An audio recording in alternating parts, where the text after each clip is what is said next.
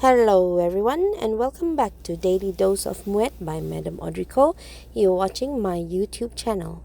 So today is a lucky day for all MUET educators and teachers and lecturers because I'm going to share with you a drop-down Excel form for your electronic lesson plans or eRPH. I'd like to say a very huge thank you to the creator of this Excel. I shall not mention his name, but we are very grateful for him because he created this and told us that we can freely share this and use this at our convenience. Alright. So to begin with, let's look at the title here, Pusat Tingkatan 6. You can just change the name of the school and change the logo. Next, there is a semester here. Click the arrow for the drop down and you can choose first semester. Another arrow, click and you can choose first week. And we shall just assume that it is the first day of January 2025 and you can type it manually here. Here on the date here again, you just click the drop down, click 1 month, January. And then we can choose the day, which is a Monday, we assume. And for the time, he has preset the times for 8:10, but you can manually change the time according to your own timetable. So I'm going to change mine to 8:20, and 1 hour 20 minutes later would be 9:40. So I'm going to manually change this as well. Yes, he has set it according to his own timetable, so there's no harm making changes here. For the class, I shall just put in 6 science, for semester 1, and I'm typing this in. There's also a drop down, but it could be something that is not related to yours, so you can always adjust it manually. For the theme, there's another drop down arrow here, and here I'm just going to select social issues, right?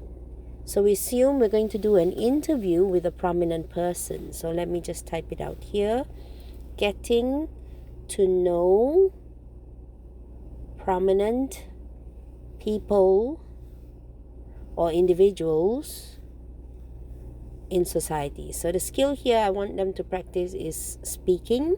So there's a drop down there, and then immediately the content standard will come out, so you really don't have to type anything, and this is so amazing, and it's according to what you clicked. So if you clicked speaking, the speaking will come out for the content standard, but for the learning standard it is just one list, so you have to scroll up and down the list until you find the suitable one. So you have speaking as well as listening, reading, writing, and also grammar and vocabulary. So let's come back to the list. We're going to select a speaking skill. So speaking starts with 2. So anything that starts with 1 is listening, 2 is speaking, 3 is reading, and of course 4 is writing, while 5 is grammar and vocab. So that's how we're going to drop down and select. Moving on, let's look at the learning objective. By the end of the lesson, pupils should be able to. So here we put in the learning objective manually, learning or interviewing a prominent person about their achievements and contributions. Okay, so this is just me making it up as I go. Of course, you can do whatever you like when you design your plan, but you should ideally follow your scheme of work. Okay, that's it. Induction. I will have a brainstorming session about the prominent people or individuals in the local society whom they may know or may not know, but at least in a local society they are much likelier to be able to associate with them, right? And try to identify what are their achievements and their contributions to the local community. Okay, so for this part, right, the first part is to list possible people to interview before deciding as a group. So the group needs to decide based on a few choices. Alright, the second strategy is to list possible questions for the interview session. And you should ideally focus on the background, the achievements, and also the contributions to the district. Followed by followed by practicing aloud, I would say. So I'm going to type it out here, practicing the questions aloud, because you need to make sure that the clarity and pronunciation is good enough. Okay, so as a group, you should make plans to conduct the interview session. So they need to be able to contact the person who's going to be interviewed and set up an interview time and date. And of course, the teacher goes around and guides and gives feedback to the students where necessary. All right, let's look what else is available in this eRPH. Next is your teaching aids, and there's a whole selection there. So I'm just going to click on dictionary and Google, because they can do some research on Google as well, and also check pronunciation and word spelling. So moral values, they need to be understanding and they have to have responsibility, working together. And what kind of assessment is this? So looking at it, there is some writing involved, so I shall click there, writing practice, as well as speaking, so speaking practice. All right, so I think we're going to change the objectives a little bit to be more specific, because this one is not exactly the actual interview, but it is a preparation of the interview.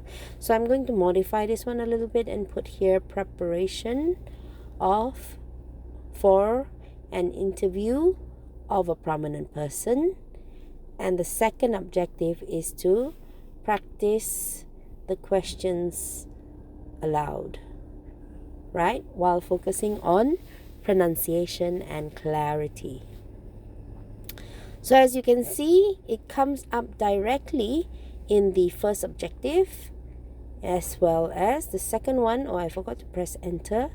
If you press enter, then it will show up. Okay, so once you press enter, it comes up as the second objective.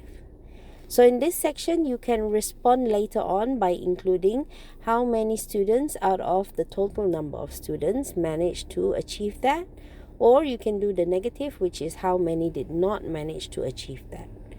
Right? There's also a section for you to add your comments or your notes and your suggestions for future lessons, and this is a good reflection tool. I think that the strongest point of a good teacher is the ability to reflect, because if you reflect, then you are going into metacognition, which is thinking about what you did right and what you did wrong, and how you can improve, not just for yourself but also for future batches of students. Okay, so you can write, based on my lesson, I found that blah blah blah. Okay, once you've done that, you can click on save. And you can also save as a PDF copy, because it's quite hard to save this in a Google Sheet, because the thing runs a bit. I mean, the setting runs out a bit. So it's better to save it as a PDF. This is what I do. I save it as a PDF, and then I go and upload it. All right, in my eRPH folder in my Google Drive on the Lima. So here are some of the ones that I've already uploaded according to the weeks. And you see, you have a look. So it's all there. And then instead of typing in the reflection, I just highlight and I click leave a comment. So then I can type in my own comment about how the lesson went. Okay? All right. On top of that, you can actually resave the whole thing once you typed in your whole reflection, but I think adding a comment is just as good if your principal or the person checking finds that to be enough or sufficient. Okay, so remember, you can save it as a PDF and you can upload it. You can complete the entire thing, or you can leave a comment to add the reflection. So that's all from me. I'm Madam Audrey. Thank you for watching. This is Daily Dose of MUET, and this is a special edition just for teachers, because I know you teachers out there, especially the newbies, you need this to make your life better, make your life easier. And again, we want to thank the person who created this and so willingly shared it. Thank you, and this is Madam Audrey signing out.